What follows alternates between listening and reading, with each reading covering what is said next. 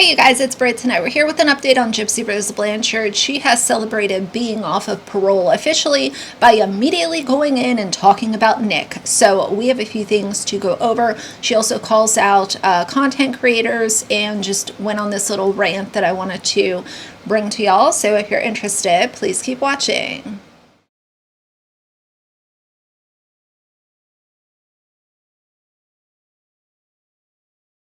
All right, you guys, so let's see what she had to say, and I'm going to call out a couple of the comments. These bootlickers that are sitting there stroking her little ego and just doing what they do. One of them is naturally Christy. So she shares this post, and she said, "I've taken accountability, and now I take back my life. When I accepted my sentence, I accepted the weight of my choices. I served my time.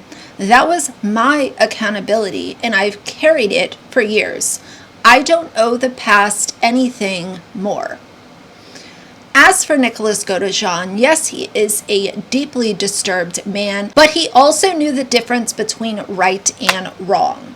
Regardless of my role of unintentional manipulation, so here she is admitting that she did manipulate Nick, just like a lot of us have been saying forever. This type of manipulation isn't rooted in malice. It's often a reflection of past trauma, fear of abandonment, or a lack of emotional tools. The key difference is intent. The person is not trying to deceive or control, but the behavior still affects others and requires self-awareness and growth to correct.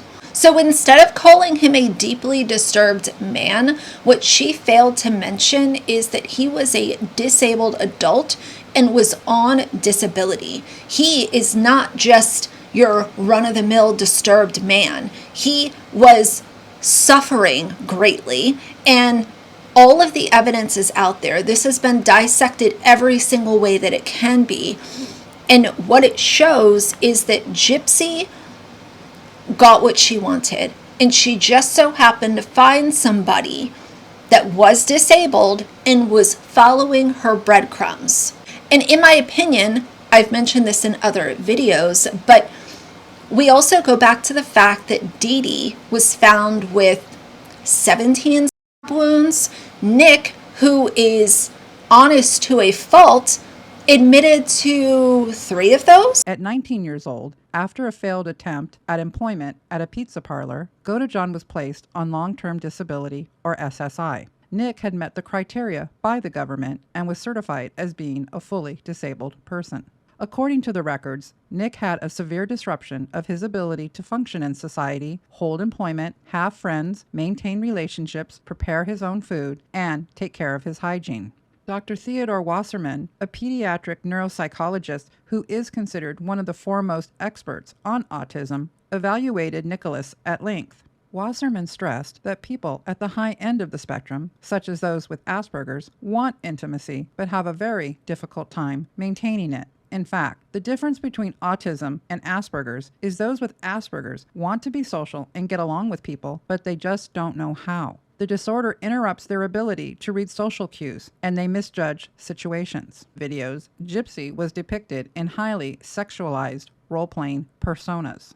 They both took turns being dominant and submissive, with Gypsy being in charge, informing Nick when it was his turn to be master or slave. Gypsy was always in control, Wasserman said. Wasserman further confirmed that the videos were instructional videos in which Nick literally learned how to relate to Gypsy. It should be noted here that in many text messages where Nick might come off as the role-playing master, this was something Gypsy taught him to do in the videos. It was his turn. Wasserman further stated that Gypsy introduced role-playing and the various personas she was feeding Nick taught him about how to make a connection with her. For example, on the subject of love, she instructed him, "If you love me, you will do this. If you love me, you will do that." In fact, besides manipulating this highly susceptible person, Gypsy's numerous videos were a way she was brainwashing Nick, molding him as a parent might mold a young child.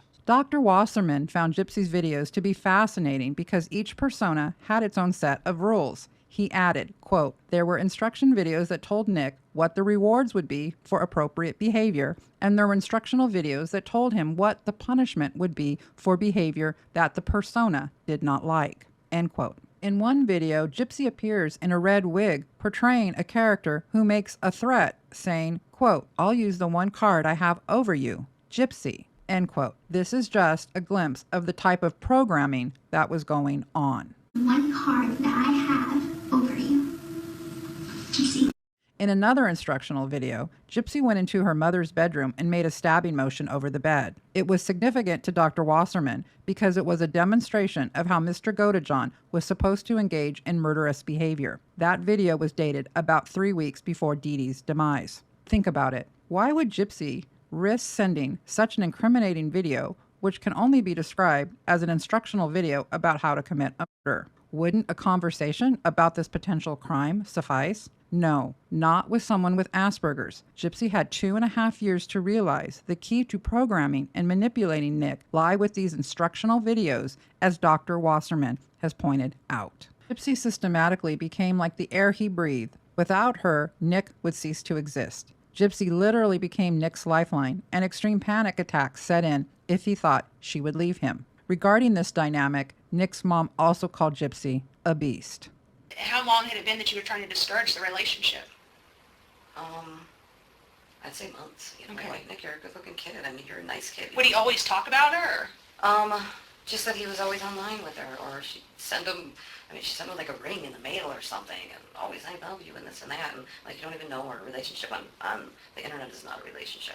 What kind of ring did she send him? I don't know, so she probably got it out of a bubblegum machine, I don't know. Okay. But, I'm sure he could tell you, Okay. you know.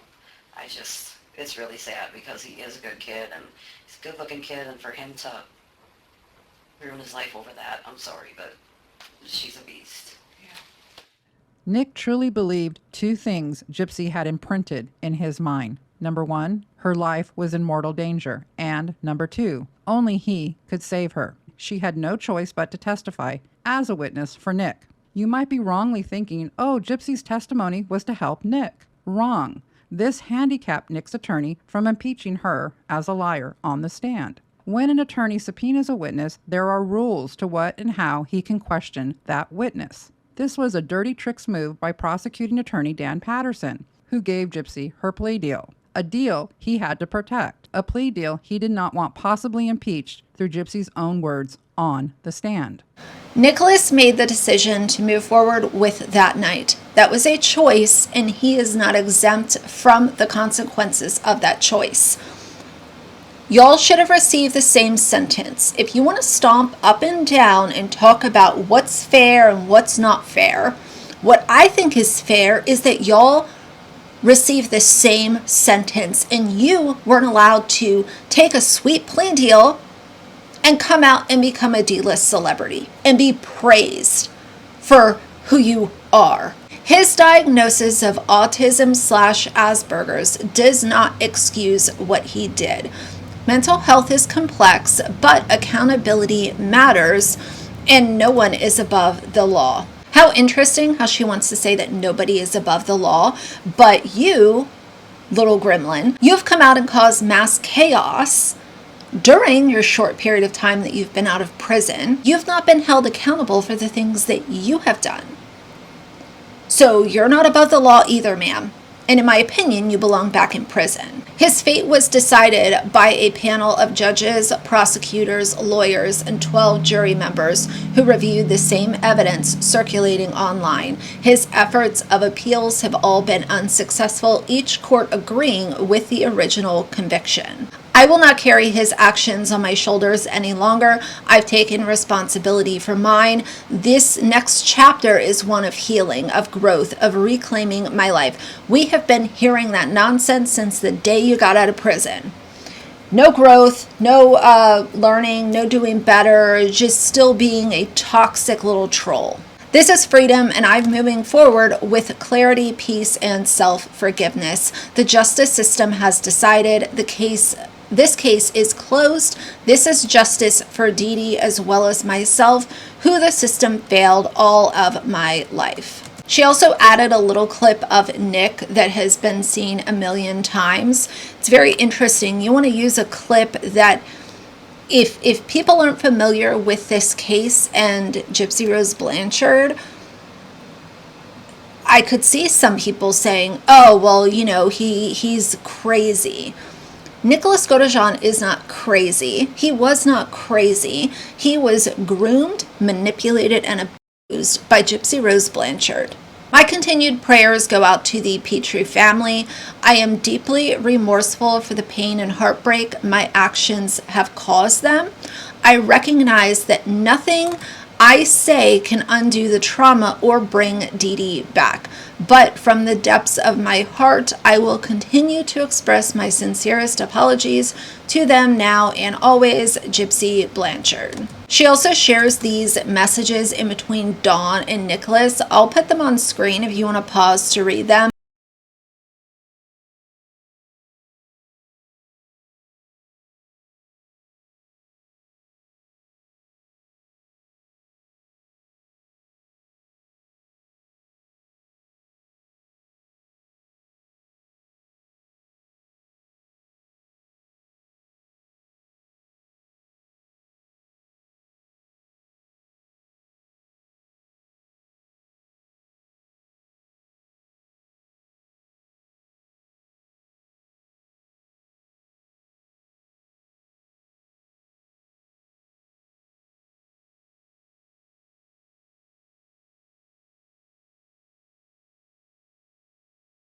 This is an entire production to make people hate Nick.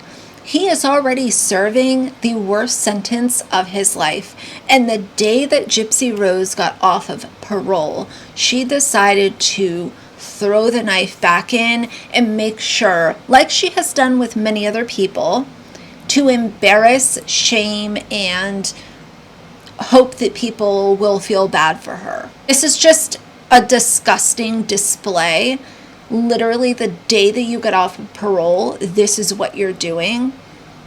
There's no, spreading awareness or speaking out for victims. There's nothing positive that Gypsy Rose has ever posted on social media, and she couldn't even wait 24 hours to create this circus. And the number one bootlicker, Christy, is in the comments. Of course, there's only 15 comments on this post because, God forbid, you allow people to express their opinions, even though you are okay with posting this entire show. Christy said, I love you so much. You are now moving into the next chapter of your life. We will always be here for you. We are extremely proud of you and can't wait to see what the next chapter of freedom has in store. Always believe in yourself. And some other people are just leaving the very typical, I'm proud of you, congrats, I love Gypsy, and I'm proud of your growth.